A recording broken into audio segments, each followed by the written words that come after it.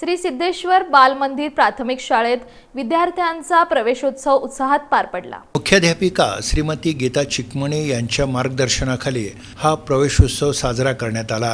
कार्यक्रमात श्री सिद्धेश्वर देवस्थान शिक्षण समितीचे सदस्य तसंच श्री सिद्धेश्वर बाल मंदिर प्राथमिक शाळेचे पालक सदस्य पशुपतीनाथ माशाळ यांच्या सुविद्य पत्नी मीनाक्षीताई माशाळ, पालक संघाचे उपाध्यक्ष भीमाशंकर कोणाळे, शाळा व्यवस्थापन समितीच्या उपाध्यक्षा पूजा सुतार आदींची उपस्थिती होती।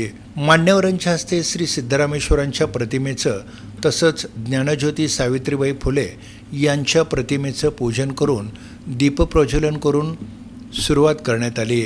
दरम्यान नवविद्यार्थ्यांच्या पावलांच्या ठशानं आणि गुलाब पुष्पानं विद्यार्थ्यांचं स्वागत करण्यात आलं। सर्व शिक्षा अभियानांतर्गत मोफत पाठ्यपुस्तकांचं मान्यवरांच्या हस्ते वितरण करण्यात आलं। पहिलीच्या विद्यार्थ्यांची सेल्फी देखील घेण्यात आली। त्यानंतर सर्व विद्यार्थ्यांची प्रभात फेरी काढण्यात आली।